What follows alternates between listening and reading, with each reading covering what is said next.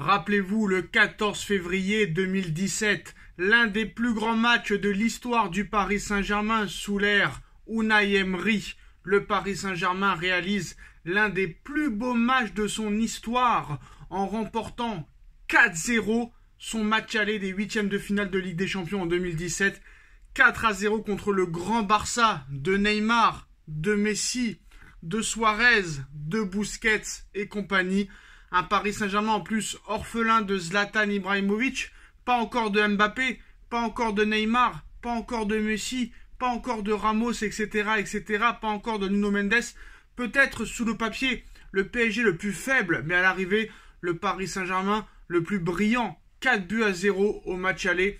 Lors du 14 février 2017, le Paris Saint-Germain surprend le monde. En perdant Zlatan 6 mois plus tôt, le Paris Saint-Germain remporte son match aller 4-0 contre le grand Barça. Tout le monde se dit que ça va être une simplicité, qu'une formalité au match retour. Et le match retour, le 8 mars 2017, le Paris Saint-Germain subit une énorme remontada après avoir gagné 4-0 à l'aller. Le Paris Saint-Germain se prend un 6-1 au retour. Alors certes, les joueurs Unai Emery ont baissé leur froc, mais peut-être l'un des plus grands vols de l'histoire du football, où l'arbitre nous avait totalement volé, avec des erreurs d'arbitrage évidentes, et le Paris Saint-Germain se fait éliminer dès les huitièmes de finale de Ligue des Champions. L'entraîneur du Barça à l'époque, un certain Luis Enrique, qui est entraîneur maintenant du Paris Saint-Germain et qui va retrouver ce Barça en quart de finale. PSG, FC Barcelone en quart de finale de Ligue des Champions 2024. Pour rappel, le Paris Saint-Germain en 2021 s'était vengé en allant s'imposer au Camp Nou 4-1 sur un triplé de Kylian Mbappé, 4-1 à l'aller en 2021. Un but partout au match retour, le Paris Saint-Germain avait réussi à se venger. Cette fois, c'est la belle. Interrogé en conférence de presse d'après-match contre Nice, Luis Enrique a signifié qu'il voulait tomber contre le FC Barcelone. Et honnêtement, vu les équipes en quart de finale cette année, je pense que c'est un tirage vraiment favorable. C'est un tirage vraiment favorable. Je pense que très clairement, le PSG, pour moi, est favori. J'aurais peut-être pas dit ça dans les années 2018, 2019, 2020, 2021. Mais là, très clairement, c'est un Barça quand même affaibli. C'est un Barça en grande difficulté financière. C'est un Barça qui repart de zéro, un petit peu comme le Paris Saint-Germain. Alors certes, ils ont battu Naples. Certes, il n'y avait pas De Jong, il n'y avait pas Pedri, il n'y avait pas Gavi. Peut-être que ceux-là vont revenir. Bon, Gavi est déjà forfait vu que la saison est terminée pour lui. Pedri, on ne sait pas. Mais quoi qu'il en soit, j'ai pas peur de le dire, le Paris Saint-Germain est grandissime favori contre ce FC Barcelone. Après voilà, on va pas se mentir, ça reste le FC Barcelone, l'équipe qui a remporté 5 Ligues des Champions dans son histoire, alors que le Paris Saint-Germain en a toujours 0. Mais voilà, très clairement PSG-Barça, il y a vraiment une carte à jouer pour nos amis parisiens, il y a une carte à jouer pour Paris, vraiment, pour moi nous sommes favoris, c'est du 60-40 pour moi, et il y a vraiment possibilité d'aller en demi-finale, aller atteindre le dernier carré. Très clairement, en plus de ça, Enrique connaît le club, Enrique connaît le championnat. Honnêtement, très clairement, là, c'est possible. C'est possible, il faudra faire la différence au match aller. Alors, PSG-Barça, alors est-ce que ce sera le match aller au parc et le match retour alors au parc, normalement le match retour, il va être au parc, je crois, peut-être. Alors c'est pas sûr encore, on va voir un petit peu. Alors le quart de finale aller le 9 et 10 avril 2024. Quart de finale retour une semaine plus tard, 16 et 17 avril 2024. Donc ça va arriver très vite, c'est dans moins de 3 semaines.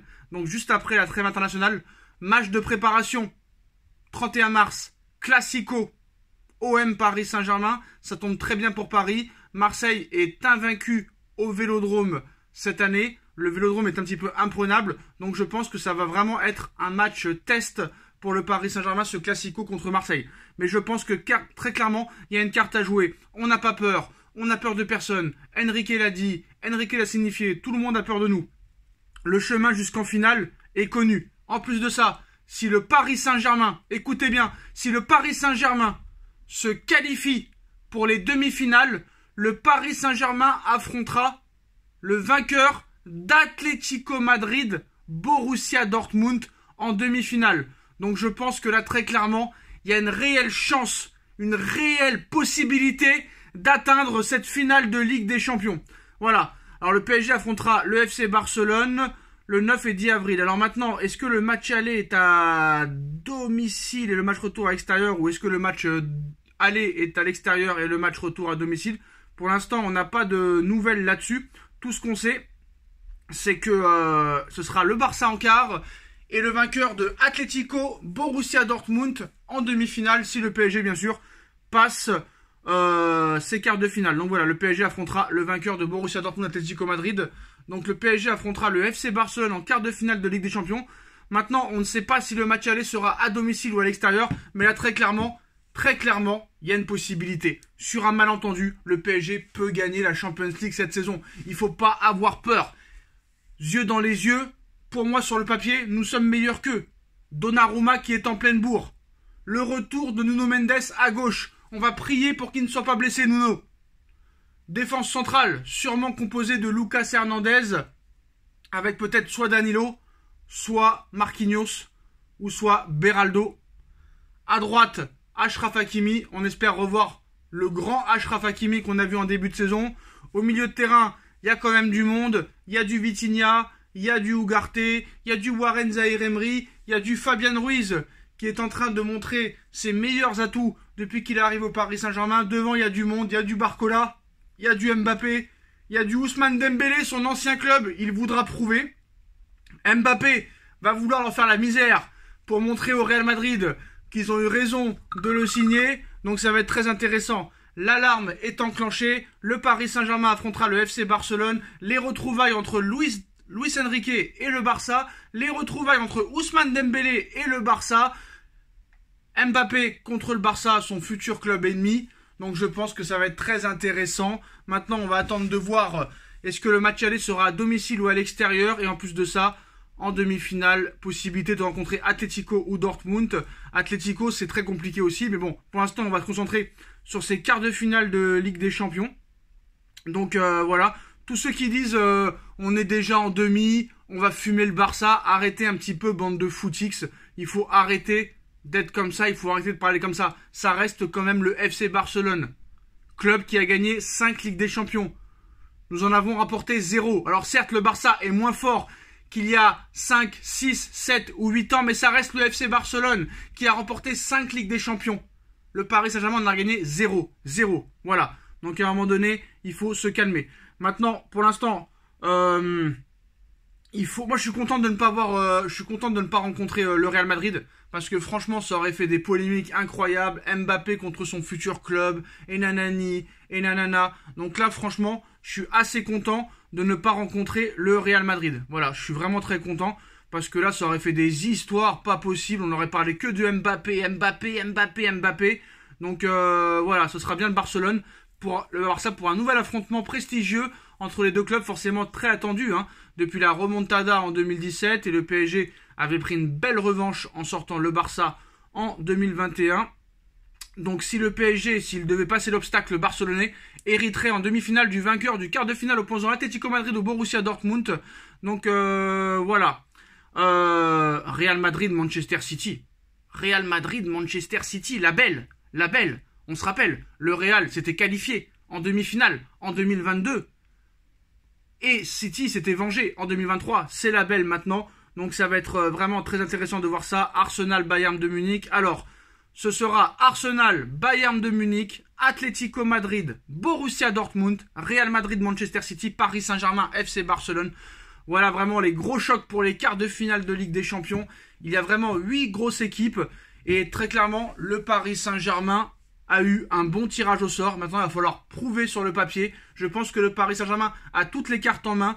L'entraîneur connaît le club. Il y a des joueurs qui ont connu le club. Je pense que très clairement, le Paris Saint-Germain a les atouts pour pouvoir passer ce quart de finale. Ce quart de finale qui se jouera en une semaine. Et ça, c'est très intéressant.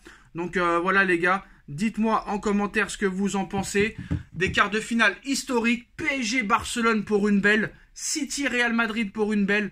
Arsenal-Bayern de Munich, ça va être grandiose, grandiose. PSG FC Barcelone, les gars, c'est la folie totale. Dites-nous en commentaire ce que vous en pensez, dites-nous votre pronostic. Est-ce que le Paris Saint-Germain peut aller remporter cette Champions League? Il faut y croire, il faut y penser, on peut le faire. On n'a peur de personne, on n'a plus de stars dans l'équipe, on n'a plus de blessés. Tout le monde revient au meilleur moment et je pense que là, il y a la possibilité de faire quelque chose de grandiose, de marquer enfin l'histoire. Et pourquoi pas, si le PSG continue à être sérieux comme il l'est depuis le début de saison et à ne pas prendre tout le monde de haut, peut-être que le Paris Saint-Germain peut rentrer dans l'histoire. Dites-nous en commentaire ce que vous en pensez. PSG Barcelone, on like, on partage, on commente, on s'abonne et on se retrouve très vite pour une nouvelle vidéo. Tchuss.